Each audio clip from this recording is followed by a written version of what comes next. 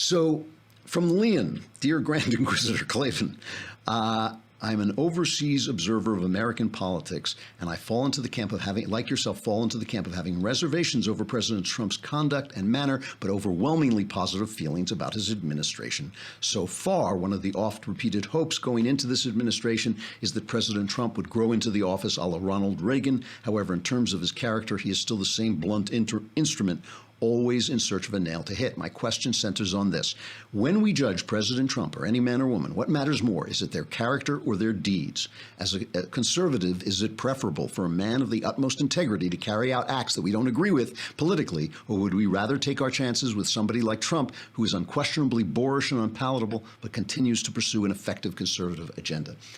That's the question, right? That is the question.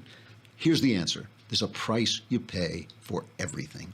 Every single action you take has a price. The trick that, we've been talking about rules-based morality versus individual morality, and I obviously feel that there has to be a little bit of both, because rules taken to the furthest extent become tyranny, where individualism taken to the further extent becomes anarchy.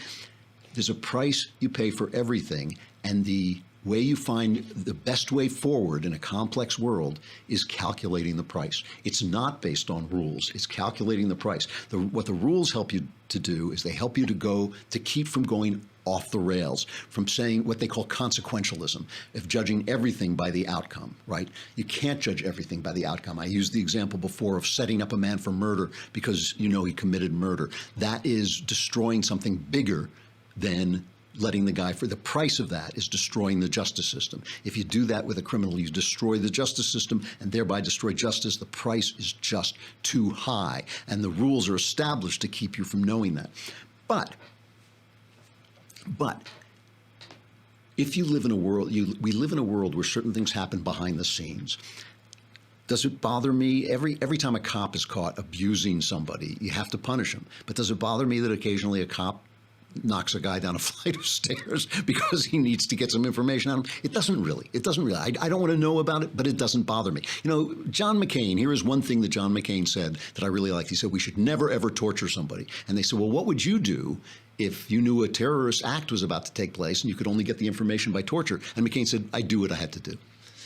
You know, that's the answer.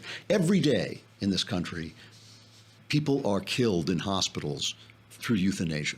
And they don't tell you that. What they say is, you know, we're going to increase the dose of morphine. We're going to, you know, if you've ever been through a death, you've seen this happen. They come in and say, you know, we're going to increase the dose of morphine a little bit every hour. And they're telling you they're going to kill him painlessly because it's over. It is over. And these are things we don't always want to know about. We calculate the price. And with Trump, I think the calculation was easy, but it was unpleasant. And I think that's why I disagree with people who didn't vote. That's why I disagree, because I think what they did was they took the easy way out. It's not easy for me to say, yep, I voted for Donald Trump. I know what he does, and sometimes I really dislike it. I suspect that things that women have said about him are true. I don't like it. I wish the president was Abraham Lincoln. It's not. But having calculated the price, it was an easy decision to make. And it's turned out to be a much better decision than I feared it would be, because I thought the price might be a lot higher than it's been so far. So there is no simple answer, whether you choose a man of character or you choose someone who does the right thing. If those are the choices you are offered, and sometimes life does offer you those choices, it is really difficult, and you have to sit down knowing yourself, and you have to make that decision every time, every single time. There is no way except to know that you cannot, there is a line you cannot cross. If I had thought, for instance, and this was my biggest fear, if I had thought, for instance, that Trump really was a Nazi or an authoritarian, somebody who would damage the government, then I wouldn't have voted for him. You know, I would have voted for Hillary Clinton. I actually, you know, when Trump was first nominated, I thought, oh my God, I may have to vote for Hillary Clinton. But it became obvious to me that Trump was probably, very, very probably not that guy,